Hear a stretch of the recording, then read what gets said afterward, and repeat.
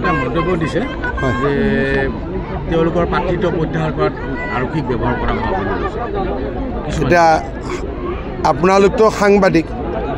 গতিকে ইয়াতো এজন আনকণ্টে জিকিছে পুলিচে কিবা কৰিছে কৰা নাই আপোনালোকেতো মোতকৈ ভালকৈ জানে কোনো সাংবাদিকেতো তেনেকুৱা বাতৰি পৰিৱেশন কৰা নাই এতিয়ালৈকে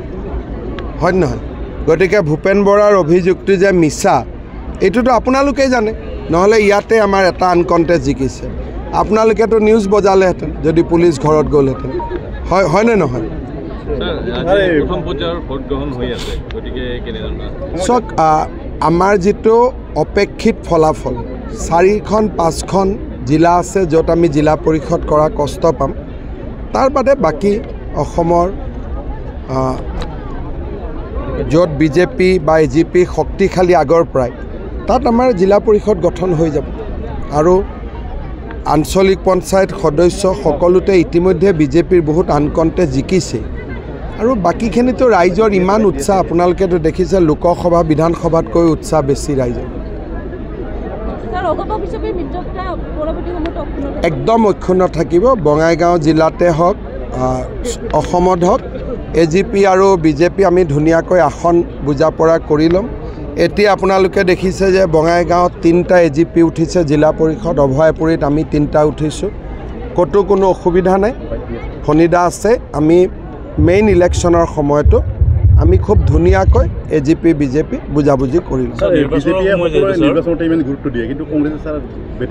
চাওক আমাৰ কাৰণে প্ৰত্যেকটো ইলেকশ্যন গুৰুত্বপূৰ্ণ কাৰণ ইলেকশ্যনৰ মিটিঙত আহিলে ৰাইজৰ বহুত মনৰ কথা বুজি পোৱা যায় আৰু চৰকাৰখন পৰিচালনা কৰিব বহুতখিনি সহজ হয় ৰাইজৰ লগত মিলা মিছা কৰাৰ ইলেকশ্যনটো এটা ডাঙৰ প্ৰক্ৰিয়া আমাৰ কেণ্ডিডেটবিলাক গৈছে বিধায়কসকল গৈছে কোনোবা গাঁৱত ৰাস্তা হোৱা নাই গম পাই আহিব গতিকে প্ৰত্যেকটো ইলেকশ্যনত আমাৰ যিখিনি দোষ বা ত্ৰুটি থাকে তাক আমি নেক্সট ইলেকশ্যনটোত শুধৰাই লওঁ এই যে ইলেকশ্যনটোৰ প্ৰচাৰ চলিব ইয়াৰ পিছত অতি কমেও 6-7খন মোৰ মিটিং হ'ব তেওঁলোকৰ লগত যে ৰাইজক কি হ'ল কোনটো ৰাস্তাৰ কথা ক'লে কোনটো দলঙৰ কথা ক'লে কোনটো আঁচনিৰ কথা ক'লে তেনেকৈ অহা 1 বছৰত আমি আৰু শুধৰণি কৰি ল'ম গতিকে আমাৰ কাৰণে এইটো এটা নিজকেও সংশোধন কৰা ৰাইজক আৰু বেছিকৈ সহায় কৰাৰ এটা নিৰ্বাচনটো আমাৰ কাৰণে এটা প্ৰক্ৰিয়া সেইকাৰণে যেনেকৈ বিধানসভাত দিনত 4-5খন মিটিং কৰোঁ ময়ো আজিও মোৰ 4খন মিটিং আছে যেনেকৈ আন নিৰ্বাচনত কষ্ট কৰিছোঁ পঞ্চায়ত হওক মিউনিচিপালিটি হওক আমি একেই কষ্ট কৰোঁ স্যাৰ বিৰোধীৰ বিশেষকৈ অখিল গগৈ আৰু ভূপেন বৰাৰ মাজত বৰ্তমান তীব্ৰ বাকযুদ্ধ চলি আছে স্যাৰ চাওক এখেতসকলে আজি কাজিয়া কৰিব কালি লগ হ'ব গতিকে তেওঁলোকৰ কথাক আমি গুৰুত্ব নিদিওঁ এজিপি বিজেপি আমাৰ যিটো মিত্ৰ সেইটো ঠিক থাকিলে হৈ গ'ল তেওঁলোক ভালে থাকে বেয়া থাকে এইটোৰ লগত আমাৰ একো নাই চাওক মই দুটা কথা মই কোৱা নাছিলোঁ আজি মই আপোনালোকক কৈছোঁ গৌৰৱ গগৈ 15 দিন পাকিস্তানত গৈ থাকি আহিছে পাকিস্তানত কোনো টুৰিজিম প্লেচ নাই তেওঁ 15 দিন কেনেকৈ থাকিলে ক'ত গ'ল অসমৰ ৰাইজক জনাব লাগিব দ্বিতীয়তে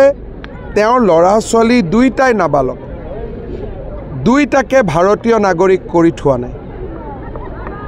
মই ডাইৰেক্টলি কৈছোঁ তেওঁ যদি অসত্য হয় মই যদি তেওঁৰ ল'ৰা ছোৱালী ভাৰতীয় নাগৰিক বুলি তেওঁ ক'ব পাৰে মই মুখ্যমন্ত্ৰী আসনে এৰি দিম তেওঁ দুইটা ল'ৰা ছোৱালী বিদেশী ৰাষ্ট্ৰৰ নাগৰিক ঘৈণীয়েকো বিদেশী ৰাষ্ট্ৰৰ নাগৰিক গতিকে তেওঁ নিজেও কোনদিনা বিদেশত গুচি যাব তাৰো হিচাপ নাই যদি এখন ঘৰত 4টা পৰিয়াল থাকে 3টাই যদি বিদেশী ৰাষ্ট্ৰৰ নাগৰিক তেওঁতো ইয়াত পৰ্যটক হিচাপেহে আছে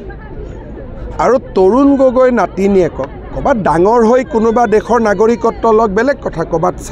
চাকৰি পাইছে কিবা পাইছে 3-4 বছৰ বয়সত কোনোবাই নিজৰ দেশৰ নাগৰিকৰ পৰা বিদেশী নাগৰিক কৰিব পাৰে নেকি ধৰ্মটো কি আছে হিউ এটা ডাঙৰ প্ৰশ্ন তাৰো তদন্ত তাৰো তেওঁক আমাক জনাব লাগে মোক জনাব নালাগে ৰাইজক জনাওক তেওঁক ভোট দিয়া মানুহখিনিক জনাওক আৰু পৰিবাৰে পাকিস্তানৰ দৰমহালৈ কিয় ভাৰতত আছে সেইটো আমাক জনাব লাগে তেওঁ বাৰে বাৰে কথাবিলাক এনেকৈ কাটি থাকিলে নহ'ব কোৰ্ট আদালত পুলিচক তেওঁ উত্তৰ দিবই লাগিব আৰু উত্তৰ কেনেকৈ ল'ব লাগে আমি জানো পাকিস্তানত 15 দিন থকাটো বাকীখিনি তেওঁ ঘৰুৱা কথা ল'ৰা ছোৱালীক ভাৰতীয় কৰিছে কৰা নাই কিন্তু পাকিস্তানত 15 দিন থকাটো আমি সহজভাৱে নলওঁ আৰু এবাৰ পাকিস্তানত যোৱাটো মই জানো আৰু গৈছে নেকি এতিয়া জানিব পৰা নাই কাৰণ তেওঁ নিজৰ পাছপৰ্টখন ইজৰাইলত হেৰুৱাই দিছিলে গতিকে মোৰটো সন্দেহ হয় 2-3 বাৰ গৈছিলে এবাৰৰ খবৰ মই পাওঁ বাকি পোৱা নাই কাৰণ তেওঁ অৰিজিনেল পাছপৰ্টখন ইজৰাইলত হেৰুৱাই দিছিলে হ'ব হিন্দী অক্টোবৰত ভাল খবৰ আহিব বুলি কৈছে বিদ্যালয় প্ৰাদেশিকৰণৰ কথা কৈছে সকলো মই যিমানখিনি কৈছোঁ থেংক ইউ